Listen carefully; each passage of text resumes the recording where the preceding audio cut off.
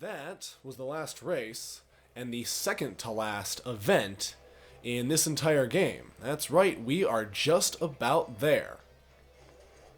Now, this last level is a boss fight. It's the final boss.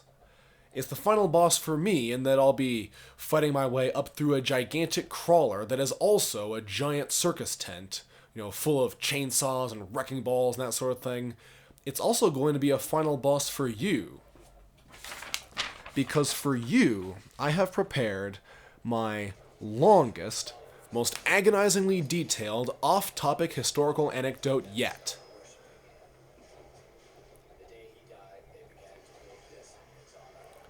Now, look at this. You can't... The subtitles aren't representing it here, but what Calypso is saying is that Sweet Tooth's men... Sweet Tooth is dead, so Sweet Tooth's men have built this, and they're certain that he'll come back from the dead at some point. And so they just roam the land in this gigantic old crawler, looking for some sign that their god is going to come back. That's an interesting idea, but it does not jibe with what I think we all heard back when he was just talking to his gunner like his gunner was just another employee. Well, I'm actually not so interested in talking about that because I want to talk about the theme these guys all have. They drive ice cream trucks, they have big red lipstick and sharp teeth, and everyone is in whiteface. They're clowns. Why are they modeled after clowns? Now you might say because clowns are scary, and yes they are. Mannequins are also scary. I refuse to believe I was the only little kid who was ever terrified of the mannequins they put up at JCPenney's. But you don't see killer mannequins. You don't see mannequin-themed killers.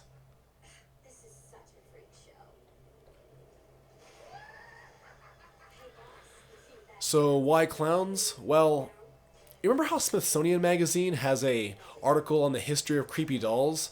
I guess they watched a lot of horror movies because they did clowns too. And according to them, you can't really trace the origin of clowns because men dressing up in goofy outfits, shaving their heads, and acting like idiots to amuse others is timeless. There has never been a time where no one did that. Oof. So, in ancient Egypt, they had what we would call jesters, guys who entertained the pharaoh by goofing off. Simple enough, right? In ancient Greece, they had something very similar, and in ancient Rome, there were several types who approximated what we would today call mimes, as well as what we would consider clowns today. And at least one type of ancient Roman clown was referred to as a stupidus. Now, I think you'll agree that, oh dear. I didn't know those hurt you. Now I know. Anyway, I think you'll agree that sitting through this entire Let's Play series has been worth it, just to hear someone say the word stupidus in a historical lecture. You can cross that off the bucket list and you are welcome, because by golly, it was on mine too. Anyway. So, stupidus. After the stupidus, I'm going to say that as many times as I can get away with, well, we had... and another kind of ancient Roman performer who would go to funerals and make fun of the deceased. Apparently this was not unwelcome. I don't get it. In the Middle Ages, things didn't change a whole lot. We had, again, court jesters, guys who dressed up in big, very visually noisy outfits, goofed off, and they were special because they were the only ones who were allowed to make fun of the king and such. And then, flash forward to 1700s England, and you start getting into pantomime performances. And that's important because clowns are still goofballs whom you're meant to laugh at, but they're different because this time they serve as comic relief in otherwise serious plays. They're like Jar Jar Binks. We've come a long way since then. And the idea was that, they'd be like a Greek chorus, but funny. Now, here's where we get to Joseph Grimaldi, who was born in the late 1700s, died in the early 1800s. That didn't work. Wait, yes it did, yes it did. And he's very famous when it comes to clowns. He is the clown if you study clown history, which, thanks to you guys, I have. And apparently what was unique about him was just the way he stole the show. Clowns are not supposed to be the main focus of things, but he was just so boisterous and so all over the place and so loud in every sense of the word that he was just impossible to ignore. And he is where the idea of monster clowns first gets its embryonic form. Not because he was a monster, indeed, not at all. But for another reason. He just didn't do very well, psychologically. The man battled a dependence on alcohol. His body came to be in very poor shape because his slapstick routines are very hard in his joints. He had a very hard time moving as he aged. His wife died in childbirth. His son drank himself to death, and the old man wasn't quite so far behind. I don't think he drank himself to death, but it cannot have helped. Well, now I'm back here because I fell over, and I'm on fire. At least I'll respawn at this checkpoint when I die. Anyway. So, he had a very troubled and maybe even disturbed life. And this was known to his audience. His name was Grimaldi, remember? And he would say, "I'm grim all day." You get it? And then he would add, "But I make you laugh all night." And if that weren't enough, his biographer was none other than Charles Dickens. That is right, Charles Dickens received his biography and was tasked with editing it for publishing. And not only did Charles Dickens do this, faithfully it seems,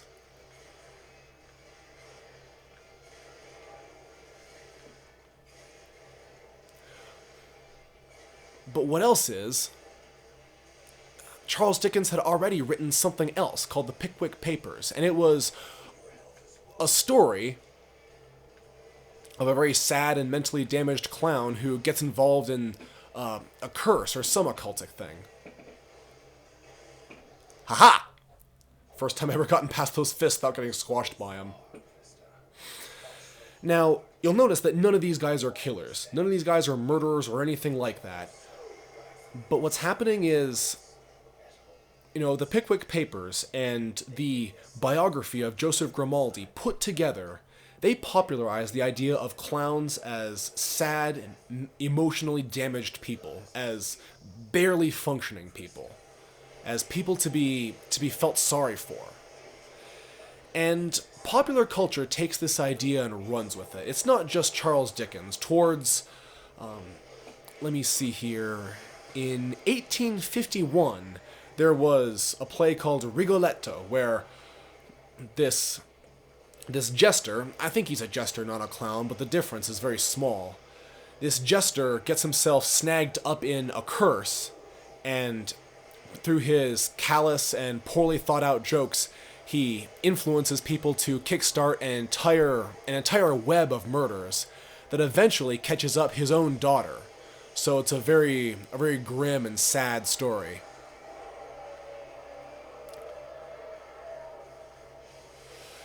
More famous is Pagliacci, an Italian play about clowns, where the main character is a clown, an actor, who, ow, what was that? I think I just got bitten by a giant robot clown head. Anyway, in Pagliacci, the main character is the actor who plays a guy who is, like all clowns, the butt of every joke, and in a more serious sense, the actor plays a character who gets cuckolded and just made fun of and just kicked around by life. And the man himself is determined that things aren't going to go that way. They do. His wife actually is cheating on him. Someone who has a grudge against his wife tells him about it.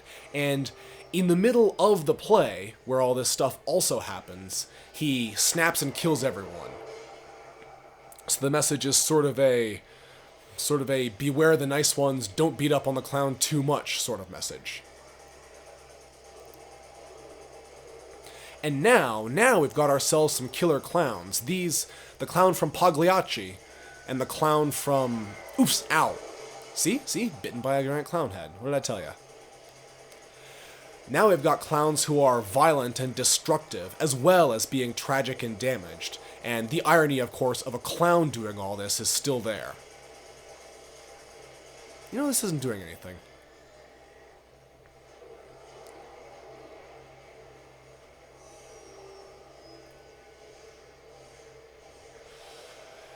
So, now we've got the idea of clowns as dangerous. Fast forward to the 1970s. Go to Chicago. What we've got here is a man. I'm not going to name him because it's not right to make the names and faces of mass murderers famous. But I'll tell you that he lured in and then killed at least 30 young men in Cook County, Illinois, in Chicago. Now, I can tell you the name the media gave him, and that was The Killer Clown. Just as simple as that. Now, that tells you two things. Number one is that killer clowns were not yet famous enough in the US that they had to specify which killer clown they meant. I mean, apparently there was only one. But on the other hand, this really must have hit people where they live.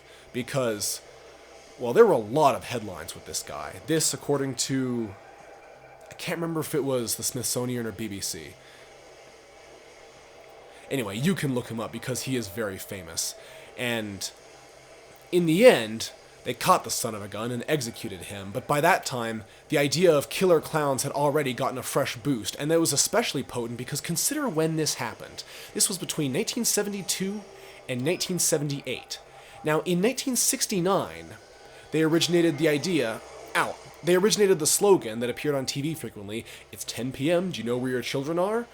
And in the 1980s came the Satanic Panic, which was where a bunch of very superstitious people came to believe that daycare centers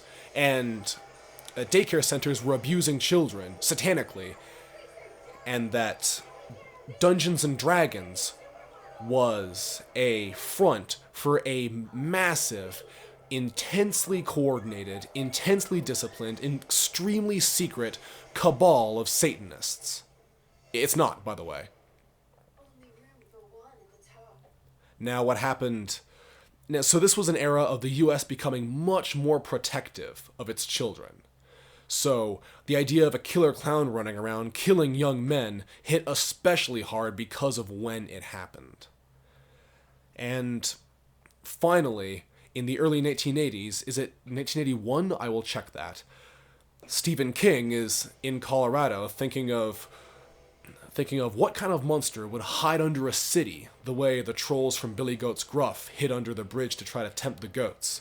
And what he comes up with is, what scares children the most? And because Joseph Grimaldi died so badly and was so famously damaged, because the killer clown was out on the loose, because of Pagliacci and because of Rigoletto, and just because clowns are just flat out scary, the answer comes to him. He says clowns. Clowns are what scare kids the most. And it becomes first literary history and then cinematic history. And clowns, as a force of fear, don't seem to be slowing down anytime soon. And you know what that means? That means that, since actual funny clowns for children are on the decline, and if they keep declining and it just stops being an art form, you know what that's going to mean? Our grandchildren will have no idea what we were so scared of when we are scared of killer clowns. Because a killer clown is only ironic and demented and twisted if you see clowns as funny. And if no one sees clowns as funny, then Sweet Tooth's act stops being twisted and starts being just dumb and random. So future generations might look back on It and Sweet Tooth and all the others as a kind of time capsule. Funny to imagine, isn't it? The giant beast had been destroyed. I'll tell you what else is funny to imagine. Time to see Calypso. Is the way Dollface's story ends. It's down to her. You didn't see it in the subtitles, but she executed her co-pilot, so she could be the only one to get her prize. Because Of course she did. She's a mass-murdering maniac. Of course she'd be okay killing her own.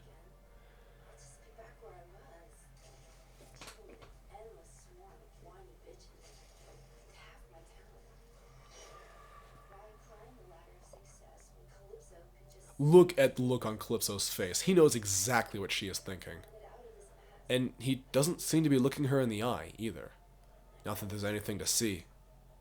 And look at that line, I'd rather be famous than free. I want to be the world's most famous supermodel.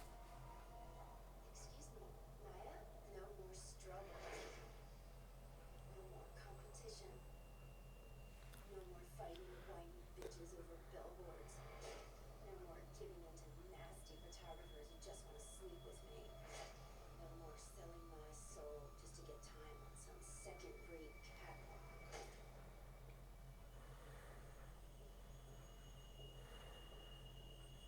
No, never again. It's my turn to be number one. My prize, you put me on the world's biggest runway. You made me the center of attention, and then, baby, you watch me shine.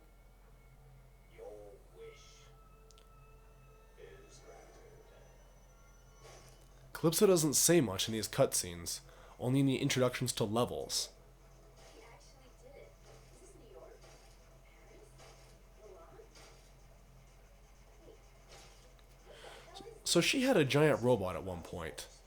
She had her own gang full of automotive gangsters. Seems like a supermodel is, in some ways, a step down from that. Calypso, you son of a bitch.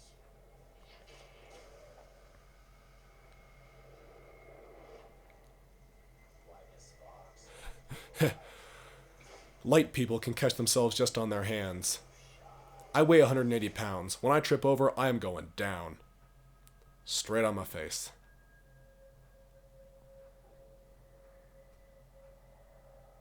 I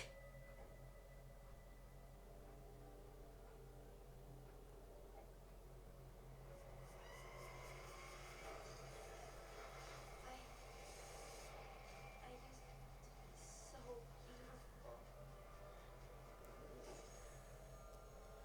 And that's the end of Dollface. She sold her soul to try to succeed. She took the shortcut there and, well, it led all the way to the ground. The biggest runway in the world, by the way, is this one.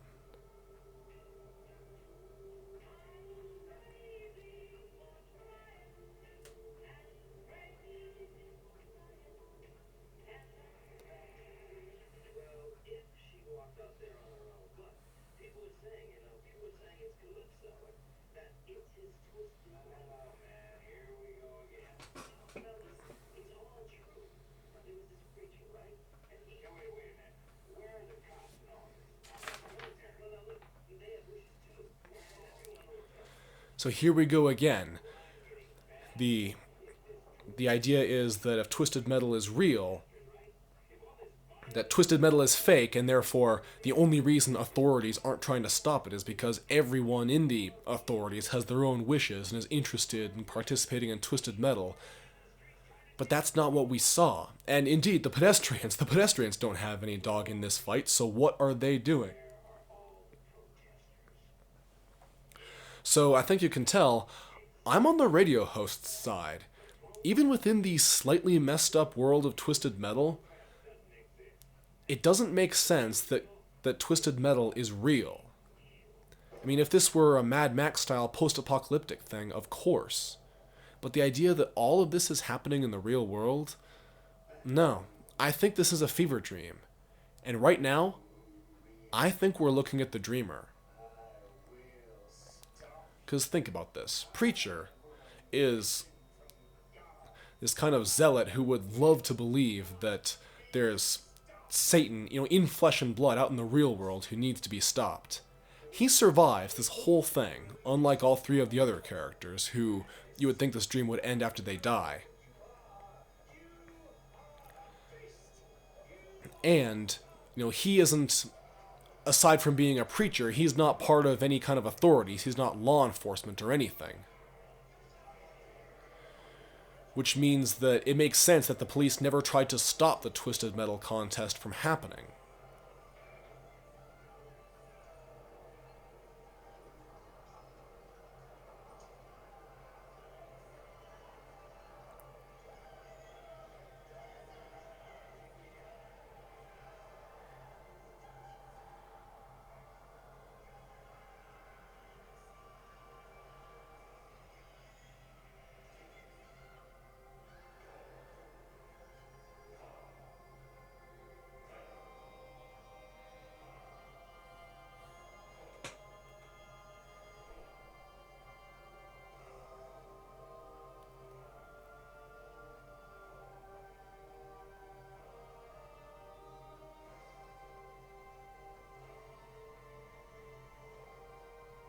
Dollface's mask is up there on the top right.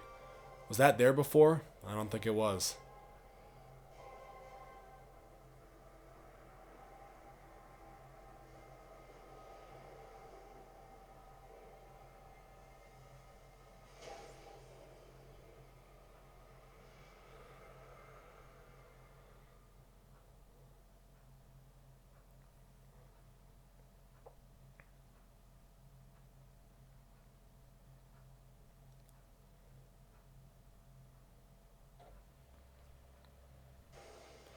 And that, ladies and gentlemen, is Twisted Metal.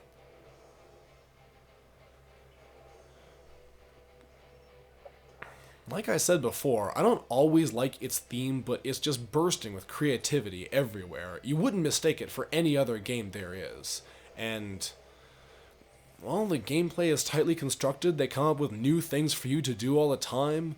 The visual design of every car is appealing, and even though the grunge aesthetic does tend to make worlds look drab and visually busy, like, I'm sure at the start of this video series, you must have had a very hard time telling what was happening. But each car has a slightly different silhouette. The paint schemes, again, they're rather muted, but to the extent to which they do pop, they stand out from each other. Everyone has a different fighting style. It's neither a fighting game, nor a third-person shooter, nor a racing game, but it combines good elements of all of those things. Now it's time for me to confess that I made this video series partially for selfish reasons. I wanted to try to learn how to say things while engaging my mind, which is very difficult, and to get over my habit of hemming and hawing. I think it helped. But nonetheless, the reason I post these things is because I hope you enjoy them. I hope you enjoy taking this trip through Twisted Metal with me. I hope you enjoyed learning a bunch of random things that I researched on the internet, and, well, part of the reason I did this was the idea that someone would be seeing it and maybe like it. So, I owe you a debt of gratitude. I played through this game, learned a lot about streaming, and did a lot of random research and learned a lot of funny things that I wouldn't have learned without you guys. Thanks for riding shotgun. Maybe I'll see you again.